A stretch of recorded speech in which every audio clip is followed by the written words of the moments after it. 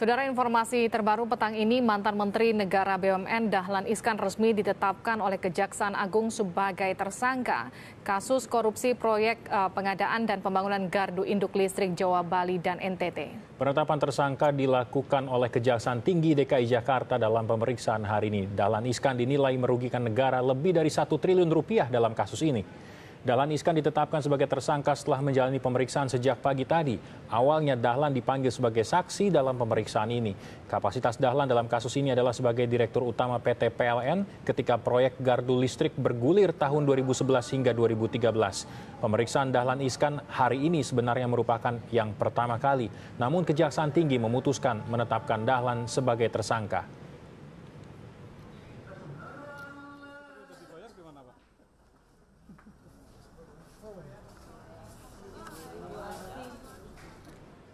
Dan saudara, berikut adalah penjelasan lebih lengkap dari Kejaksaan Tinggi DKI Jakarta mengenai penetapan Dahlan Iskan sebagai tersangka. Ya, penjelasan langsung disampaikan oleh Kepala Kejaksaan Tinggi DKI Jakarta.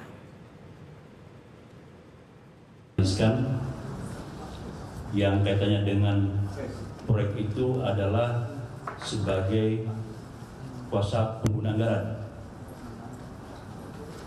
Kemarin kami telah melakukan pemeriksaan sebagai saksi. Sebetulnya semalam juga telah dievaluasi hasil keterangannya, kemudian juga dilanjutkan pemeriksaan hari ini.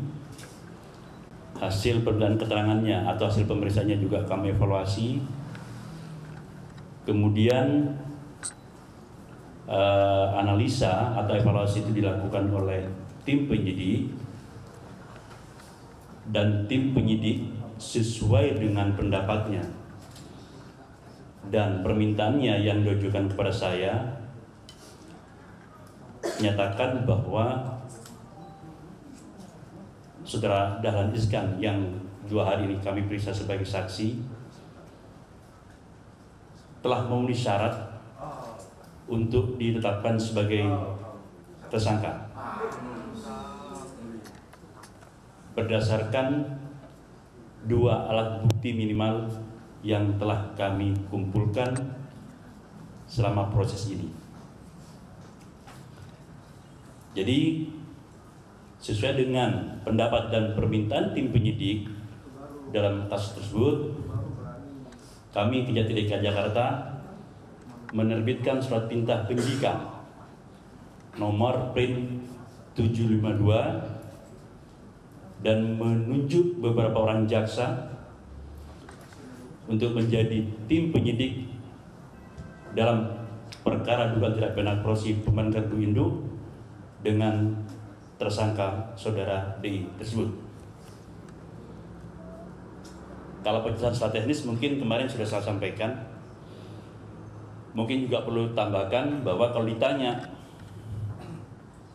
kira-kira berkaitan dengan penetapan sebagai tersangka ini, melanjutkan yang saya katakan kemarin bahwa ada 2 permasalahan pokok yang berkaitan dengan pemeriksaannya, yaitu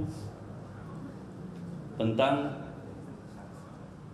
sistem multi-years dalam proyek itu, kemudian pembayaran terhadap proyek itu yang menggunakan sistem material onset, yang berdasarkan analisa kami ada beberapa ketentuan yang telah dilanggar atau bertentangan, sehingga oleh karena itu dari permintaan keterangan kemudian kami kaitkan dengan keterangan-keterangan seluruh pihak yang telah diminta keterangan di kami menyimpulkan telah ada 2 alat bukti minimal untuk menyatakan yang bersangkutan sebagai tersangka.